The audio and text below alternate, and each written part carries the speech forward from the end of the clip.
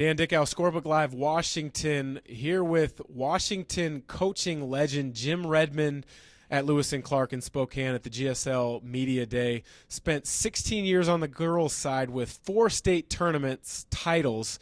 His 7th year as the boys coach. Jim, you've had tremendous success both on the girls' side and now on the boys' side. What do you attribute to your success as a coach? Talent. Period. Yeah, you laugh about it all day, but you got to have kids that can play. We've been very blessed. We were blessed on the girls' side, and have had great talent since I've taken over on the boys' side.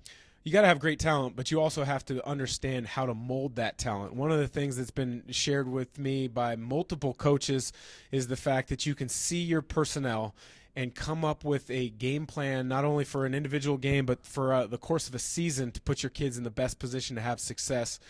How do you do that? Or is there 1 or 2 attributes that you look for in a team and really try to emphasize those? Well, I think that any great coach that you've seen go through any coaching situation, they have to look at their talent and they have to adjust every year. And I think that our feeling is we always make it the kids' team. It's not my team, it's the kids' team. And I think you have to have buy-in. And I think, yeah, there's got to be a chief, but ultimately I think the bottom line is that if there's buy-in, they'll do what you will ask of them. But I think there's certain attributes that they have to do on the floor, and we've been blessed to get that out of them. Working hard, trying to outwork your opponent, and I think that they put in the time off season. Obviously, your teams have put in a lot of time and have had a lot of success. State tournament appearances in the last couple years. Last year, maybe a little bit of a disappointment. I hate to bring that up, but we're looking forward to this year. You look at a team that hasn't been tested yet, but you like the pieces. What has to happen, what has to come together early in the season to allow LC to challenge? Because, quite frankly, the GSL is wide open this year. It is. Getting back to last year, I loved the boys. It was a great season that way. We were unhappy about the wins and losses, but I would take those guys to war anytime and really enjoyed that. As far as this year's concerned, you're totally right. We almost have a complete turnover. We only have 2 or 3 guys that have had any minutes at the varsity level. We played a lot of basketball this summer, and I think they just got to believe in themselves. And I think that as long as that confidence comes along, and I think if they do things as a team and not an individual, I think we'll have some success that way.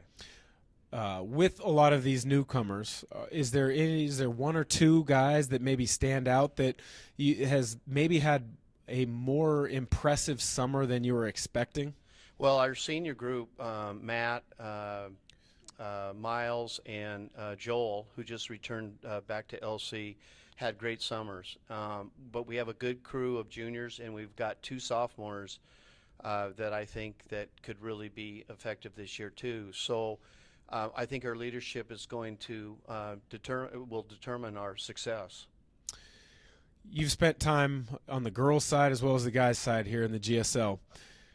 Most dominant girls' team that you have seen in that time, most dominant boys' team that you have seen in that time? Well, without question, I feel